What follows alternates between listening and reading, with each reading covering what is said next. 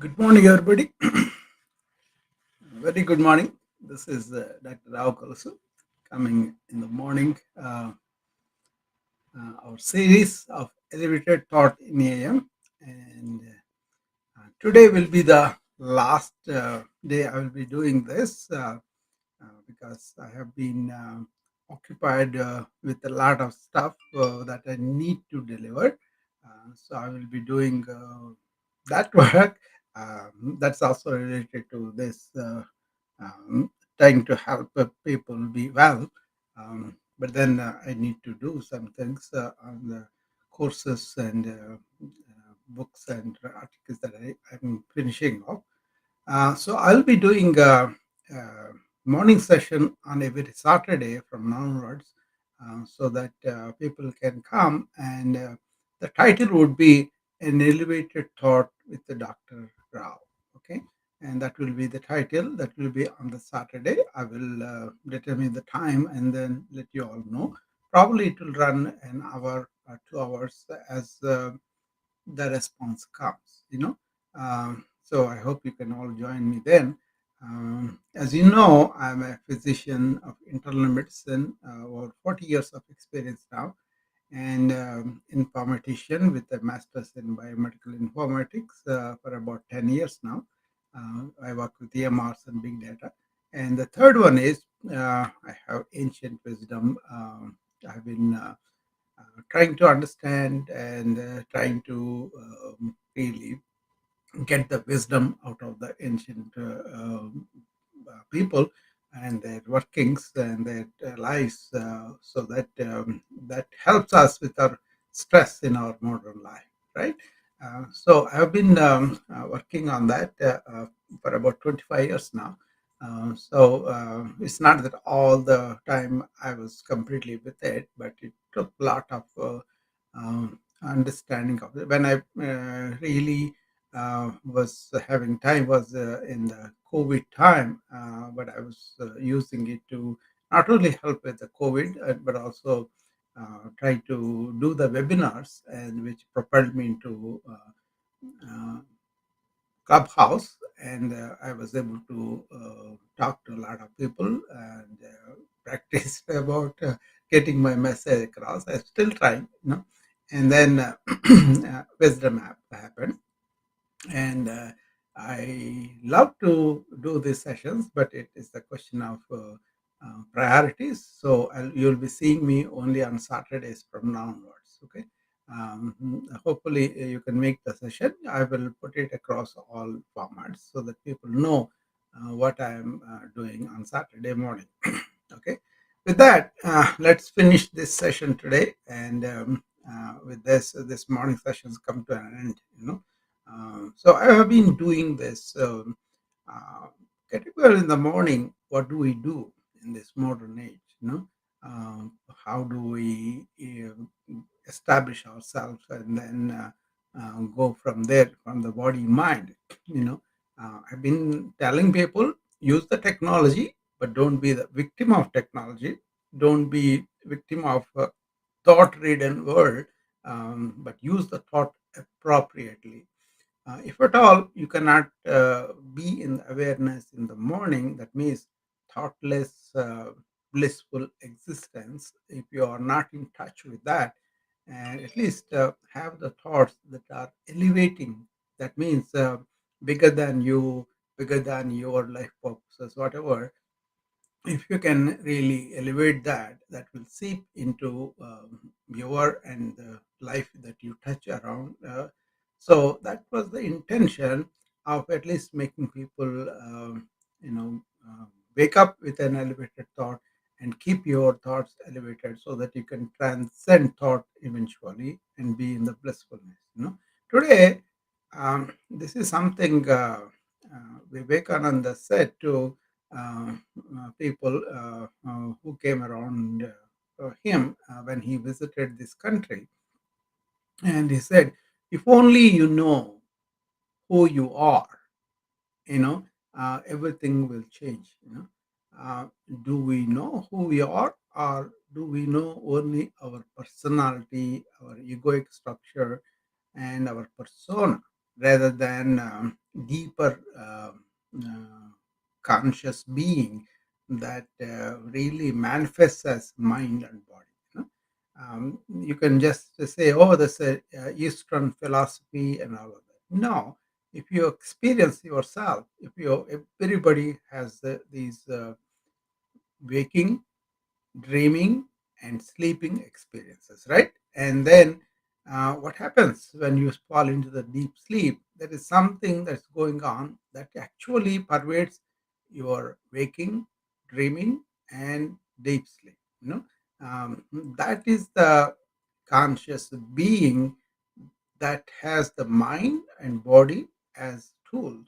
And then, if you can really uh, don't believe me. Don't uh, uh, take it just because I said so. It's not my thing. It's the kind of that was pointed out to human beings for millennia, you know.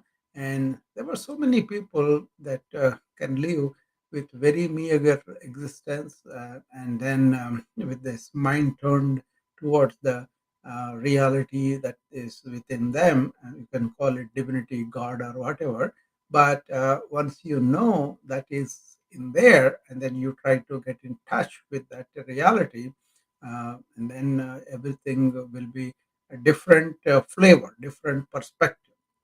Otherwise, everything is towards our little mind, little ego, little persona.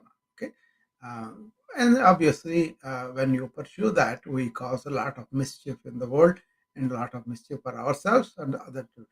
So, and there's a lot of suffering. Okay, so it's a. I will take, for example, some of the sages when they got sick, they kind of accepted it, and they know the body is sick, and because it is called inert substance without that enlightened being inside, it doesn't have any life, right? So we usually don't know that body is just an instrument, but we think we are the body, or we are the thoughts that are going around. We are the feeling that this is me, and this is what I achieved. This is what I have in my position. That's why that defines me. What we are inviting is put aside all the um, things that you think about yourself and then look inside. And if you know that, and even if you touch that few seconds a day, you will see remarkable uh, relief in the suffering that we go through. Even if you can be there 24 hours, in the morning and in the evening, reflect the thought, I am not this body, I'm not this mind, but I am that living being within me that gives life to my mind and the body. So you can say just like this, I'm not just this body, just this mind, but I am really that seed that grows into this body, and that seed has this living energy that reflects into this body and mind. And I kind of develop a personality and egoic structure based on my interactions with my society, with my family, with my friends, and everything. And then I will identify with them, even though they came in the middle. All along, that intuitive feeling of I remains. What is that I? How can we get into touch? That is the one that millennia religions and spiritual people are exploring and staying in that, right? Staying in that, then life becomes much more easier to handle the problems of the body, problems of the mind becomes much more easier to handle. Okay, you don't have to endorse a particular religion or particular faith or particular movement or political system. You can just take your own experience. During the day, I'm awake, I'm alert, and I kind of really uh, know are aware of what's going on around me, right? And what happens during dreaming? I still have mind going on, but my body is resting, right? And then all the activity in my mind is still remaining, and then that subsides. Then I go into deep sleep, but that life within me goes on. Organs are maintained, blood goes around and supplies the mind and all that. But the sleep is a requirement. The sleep is something of a blessing every day. If you allow it to happen and then you take care of your mind and body a little bit better, you sleep much better, right? In the sleep, what does the body do? The body kind of regenerates, mind regenerates, and then you wake up in the morning and again you are back into the uh, awakeness, and all that goes on, right? So what is it that is maintaining the life in our body while we are deep sleep, where body has fallen, mind has fallen, and we have deep sleep. That's why we need sleep every day, and we have to use the sleep to regenerate our body, okay, and the mind.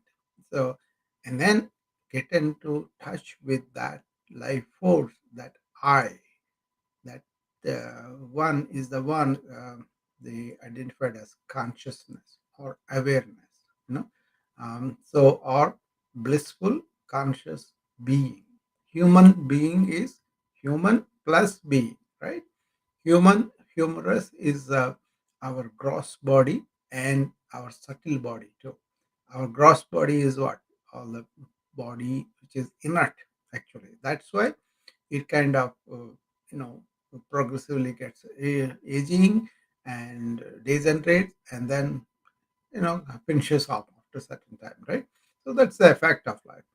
Like that, we have a subtle body where our thoughts and feelings, all that exist. And that subtle body is the one that we need to understand and put it in the proper perspective. And behind this gross body and subtle body, we have the real seed of our life and all. That is the one you want to realize that you are, and that is actually the spirit, or the, you can say in religious terms that way. Otherwise you can say it's a life giving force and which exists in all living beings.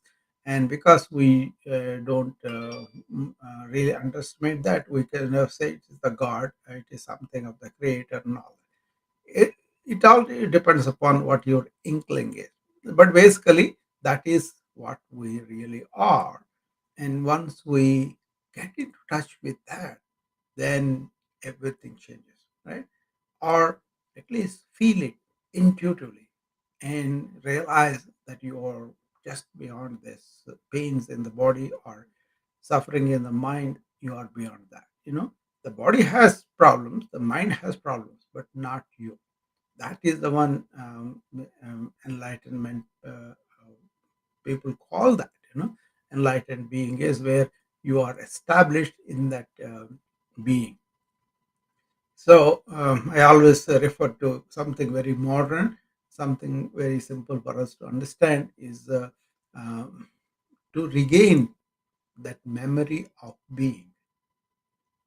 Once again, to regain the memory of being and embodying that being with feeling realization.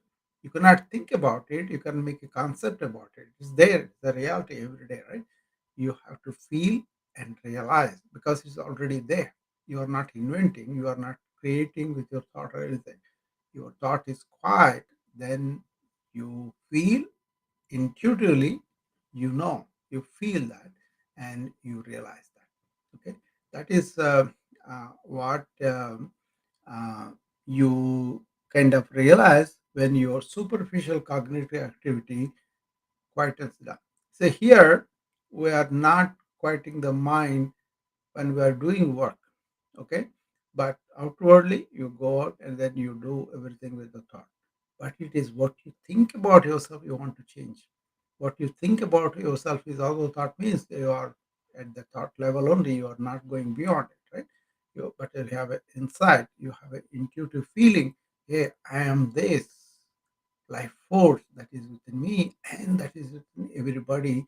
In that way, we are all having the same thing. The common thing is that, right? It doesn't matter, animal, plant, or man or woman, anybody. It doesn't matter. It doesn't matter whether you're American, Indian, or Chinese, or any Japanese, anything like that. So you are having that. Okay, once you identify that, and once you remember that, then all the filters of the name and shape and everything falls off. Okay, so this is a real solution to make us feel like one family. Actually, that oneness is the one that we want.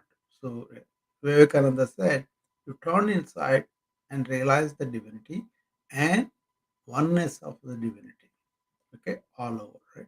Once you are established in that, then see what happens. You can see the from a distance, like a little bit distance from the body's operations, and then if you need correction, you can do that.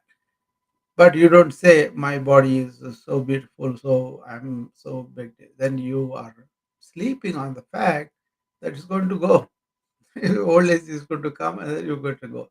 So then you feel miserable. That happens to the film stars, right? Because they are so enamored for their beauty and all that. They think that is them, and then they're kind of insecure the moment something is right. So they go and have a plastic surgery because they want to have the feeling that I'm so beautiful, everybody adores me for that. So ignorance is that not realizing the temporary nature of body or mind, you know. And once you go beyond the ignorance and realize who you are, that is awareness of being, regaining the memory of the being and embodying with intuitive feeling realization is enlightenment. Enlightenment is nothing but realizing who you are is already there. But our problem is we may understand it today, but tomorrow you wake up again, the mind takes over. So that's why you want to have some kind of understanding of the operations of the mind and put it in the right place. If you cannot really be aware of this inner life that you are, at least try to have thoughts, have elevated thoughts that lead you towards that. Okay, I chose this topic as the end of this series for a reason, because my goal is not to uh, say that thoughts that are elevated is you either. No, you are that, you know, that is beyond the thought. Okay, but you have to get to it with feeling. Knowledge doesn't take you. Becoming something doesn't take you there. It is the feeling, realization who you are takes you there. Okay, but once you establish by understanding what are the conditionings I have gone through, what has gone with my mind, how it has evolved into a persona, personality, egoic structure, separating myself from the source, and that is where the suffering happens. But if you come back to your source and then you realize who you are, you stay there. That is the enlightened being. That's why they don't need anything to be happy. They don't need certain achievements, certain praise by other people, certain status or anything like that. They are themselves blissful, conscious being, and establishing in that. Actually, Ramana says that is the only asana that is needed. Establish ourselves uh, in that. So that kind of thing is very, very important if you can experience some quietness within, right? So one important simple thing that I learned was somebody defined, I think one of the Vedantic scholars, he defined spirituality versus materialism. He said, you can determine yourself how spiritual you are or how materialistic you are. All you do is, if you close your eyes, you know you have all these worries, all these agitations, and all the time work, even if you're successful or not successful, you are allowing the mind to chatter away. The more you do it, the more chatter. And then the modern life, the more devices, the more knowledge, everything about external things is pouring to you, then you will be very, very agitated. So you don't have peace as such, right? And then once you open your eyes, you say, "Oh, my life is so, out of whack. What anybody can do to help me?" And then after a while, you say, "It's their duty to help me because I'm suffering." All that. That is the materialistic consequence. Okay, if your orientation is only towards outward things, only towards your senses, only towards sensory pleasure, and only towards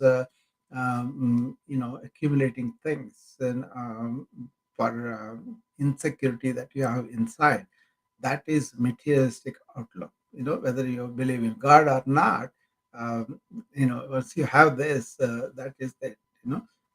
On the other hand, the person who is really oriented inward towards the spirit, and you really close your eyes and you really feel very peaceful. Okay, and that's the degree of peace that you could say. How say, or somebody defined the degree of slowing of the thoughts really shows you the degree of advancement, if at all we call it, because it's not an advancement, it's a realization thing, right? And if you have less thoughts, or fewer thoughts, or slowed thoughts, or no thoughts, or just a blissful feeling, then you are really spiritual. So when you close your eyes, you are peaceful. Okay, but when you open your eyes, because you are so contented and really want it, you may want food, you may want other basic things to survive the organism. That is different compared to wanting psychologically desiring things to happen, accumulation and all that. That is not there. So when you open your eyes, you want to do something for the world or something for somebody else. Okay, like you want to do things that happen to people, and then you take interest and then try to relieve that suffering. For me, it's like how can I really and make people understand wellness is very important in life, and then they don't have to be ill unnecessarily if only they understand the principles of wellness. And let me you know tell what I understand from modern medicine and integrative wisdom to maintain our wellness. Our body is born in real good health most of the time, unless a genetical abnormality is there. Even that we understand. But once we are growing, are we allowing the natural forces to maintain our health, or are we, out of our ignorance, doing things like processed food, or being on the data coming in all the time from phone, from television, from social media? We are allowing it without any purpose. Or are we really being athletic and being walking and moving the body and keeping the mind kind of quiet, and don't accumulate all sorts of junk into the mind, that kind of thing, right? So all the small things have become big deal because we have swayed so far away from the natural towards the unnatural, and then we make it as though that is the natural, and then we suffer the consequences of illness, right? Either physical, mental, or not. If you look at it, you can identify that they have suppose you're hungry and you don't eat, you know, and you go on being like that for a while, then you lose weight, you will have illness too.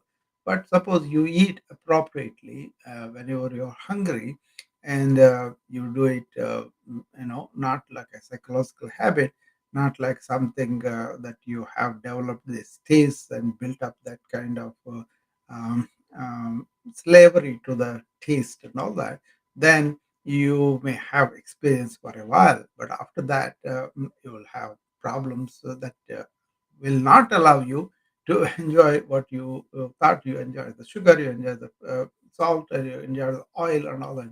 They'll say, no, no, you cannot eat them, then you will suffer the other way because you have trained yourself to be addicted to that. And now it is taken off, then you are okay. So, the practices of the East really talked about withdrawal of the senses and keeping them under control rather than like a horse, the reins, right? I talked about that lots of times. So, the question of really understanding who we are and staying there is very important. So, that analogy will come back again. A spiritual person will have peace when he closes his eyes. And when he opens his eyes, he wants to do something for somebody or the world. Okay. So that is where everything falls into place, right? So a materialistic person really oriented towards only acquiring things and really fulfilling his insecurity within by all the time requiring things outside to be well, to be happy, right? So he will be very restless when he closes his eyes, but when he opens his eyes he wants somebody else to do something for him. Okay, because he himself feels so that he is not equipped to do that, or he expects other people to do things for him. So, understanding this principle, you can apply it to yourself and see what is going on. Are you peaceful, or are you asking people to do things for you, or are you content within yourself? And that's why you are reaching out to the world to help. Okay, that is what I learned from the yogis. Okay, because they always said, uh, I am already fulfilled because I'm in touch with that fulfillment within. So I'm content with that.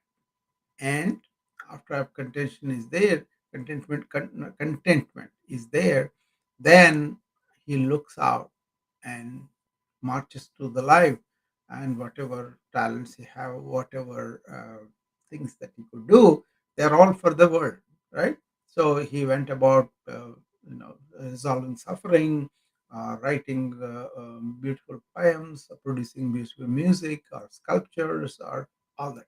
And that was the culture that was invaded by people who had this outward.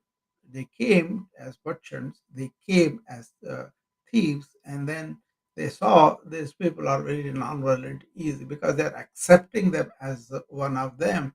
They thought that was weakness, and then they kind of spread this rampant materialism, which resulted in rampant consumerism, and now that is leading to the extinction of the earth. So it's a serious consequences with that outward look versus inward look. Okay, so think about it, and I hope people will have some idea about how to really limit external needs and look inside and find that completeness within you and be there and find that peace, that because that peace itself is that, and then happiness itself is that, and then conscious being is itself. That's why they called it Sat Chit Anand. Sat means existence, Chit means consciousness, Anand means bliss, blissful conscious existence or being. Blissful conscious being is the one. So that being is consciousness, and that being is the bliss. So once you are in that bliss, you are content. Then you are peaceful too, and you are happy. Then you go about the world and trying to do what's the best you can do for the world. Okay, and that is a spiritual life, and they don't have this longing or desire to accumulate and all that, because the desirelessness is the one that points out to the inner, and the desireless one that makes you stable and not to pursue avenues outside that are really not needed in the long run. Okay, so the people who have touched this inner self, which our title is, if only you know we are that life, that conscious being, that awareness within, then you touch it, your mind will be quiet. Because your mind is quiet, you have obviously less hormones and all that, right? A very good soup within you, and then your body will be healthy too.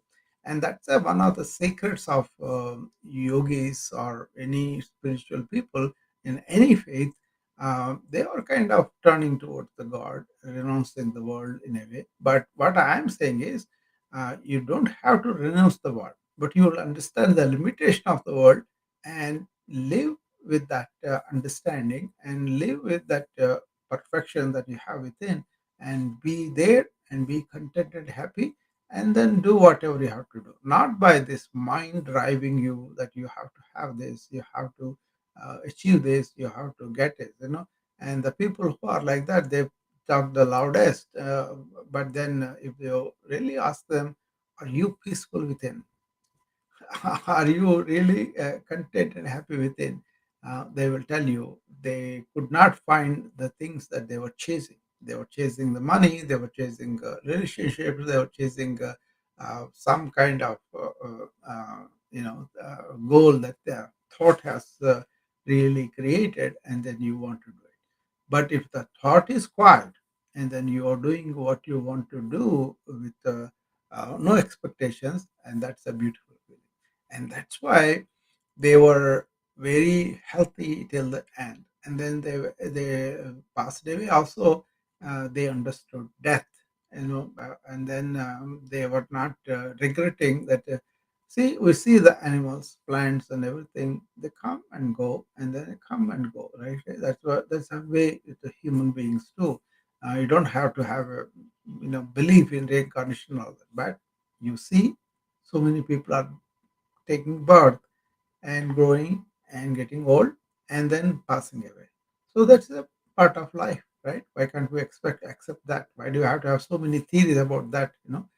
So because we kind of allow our mind to grow, ego, and then go into attachments, entanglements with the life, which we create ourselves, and then try to get rid of it. We suffer, and we are afraid of ending this suffering. That's why we are afraid of the death. So it doesn't make sense, right? This is a fact of life. Live well, live in the present, live with a touch with that enormous divinity inside of everybody. And with that, um, I would welcome people to come up if you have any thoughts on this, and you want to uh, share your perspective on that. So there are people here.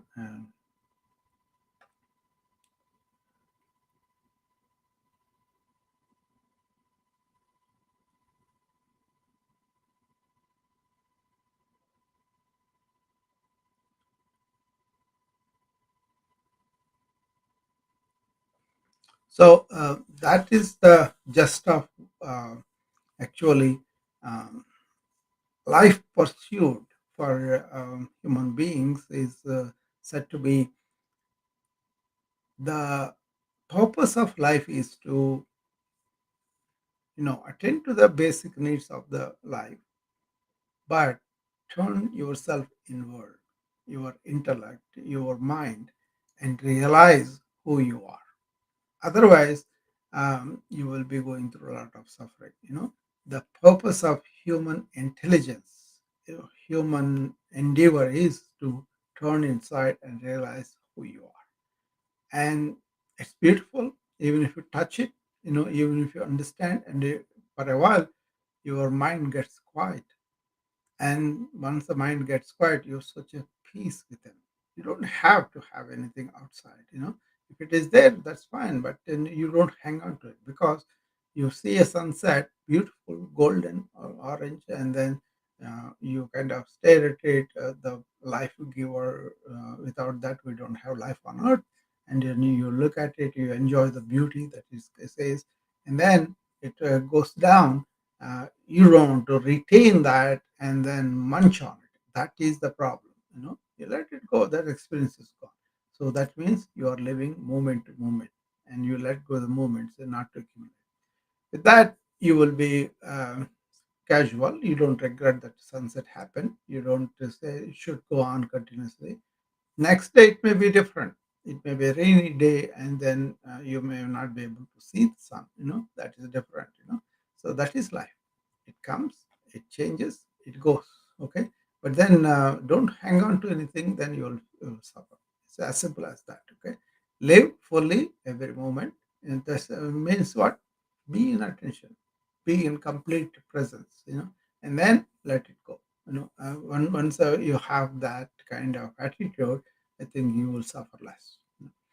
All right, at almost 45 minutes now. So another 5-10 minutes we can stay here. If anybody wants to come and share, please come up either on Instagram and on the Wisdom app.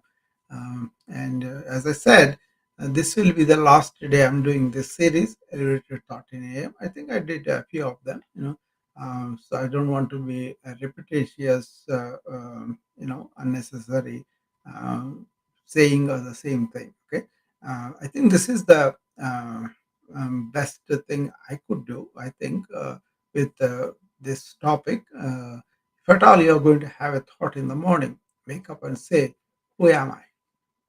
Am I this body, or am I this mind, or am I that life which gives manifestation to the mind and the body?" Okay, see. Ramana said very, very nicely one time, it is the spiritual heart out of which the impulse of this mind, the thought comes up, and then it grows out of necessity to make the life get the food and then move and do all of that. But then we make it such a big deal, we kind of identify with that thought induced I, right? And that becomes the connection between the body that is inert and the consciousness that is aware and alert, right? And they call this granthi, this mind growing out of it is that granthi knot, right? You got to release that knot to really in touch with who you are and who you are not. You are not the body mind. You are that awareness within. Once you have that not gone, then you will be okay. So it's like a spiritual heart, mind grows out of it, and you got to make a journey back, return to the source. So understand the mind and get rid of that illusion that I am that. And once you travel back and establish yourself in the source, that is what it is, knowing who you are. And then you are home. You are what you are. You realized who you really are. So, an ancient Indian proverb is praptasya prapti, nivrittasya nivritti. Who you are, you will keep. Who you are not, you will let go. Okay, so you think you are this, you will let go of that, but then who you really are, you can. What is yours, you stay in that. What is not really yours, you let go. That is the feeling of that. So I think with that, that's a good point for me to take leave. And unless somebody wants to come up, I'm going to close it in a couple of minutes. Okay. Hopefully, this series at least made you think about the limitation of the thought, elevating the thought so that it can realize how limited it is the purpose of this series. And then when you get up in the morning, be in that awareness and try to be in the awareness, especially when you transition from night to dawn and from dusk to night. Okay, those two periods where your nervous system is very vulnerable. So don't let it into either wakefulness or sleep by identifying with the thoughts. Let the thoughts be useful for the external things as few as possible, but internally turn with your intuition and turn with your feeling. Then you will feel and intuitively realize who you are. That has got nothing to do with that. And on the other hand, thought is the impediment to reach that. That is why superficial cognitive activity has to be done and then forgotten. That's it. Don't let it linger on. Don't let it continue like a persona or ego. I am like this. I like this. Those kind of things will go. Then you will stay in that real awareness which you are. Okay. So be in awareness in the morning and continue like fragrance through the day.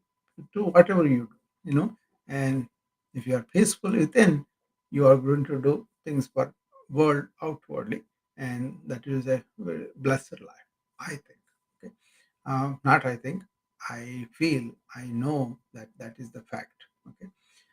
Anyway, it's not my personal opinion. It is something that is the experience of millennia of millions of people. Okay, the traditions of spirituality have come into the world several centuries ago, and we need to look at them and understand them, and not to make it like a sect where it divides with other people, but a human being's intelligence, if it is really useful for all of us, I think we should take it no matter where they came from. Okay. And then you will go beyond the limitation of the religions, the faiths, and nationalities and all that. Then you really stay in the world as though it is all one, and in that oneness you have tremendous peace. Okay, with that, I will end the talk here. And anybody has any questions or anything that you want to engage with me, you are welcome to reach me, and I'm always available. And I will at least make time so that we can converse. Feel free. With that, I'm going to end this series today, and um, Saturday again in the morning, I will try to. Stream whatever I'm going to talk about, and invite friends to come and participate. Okay. Thank you, and I will see you again on Saturday.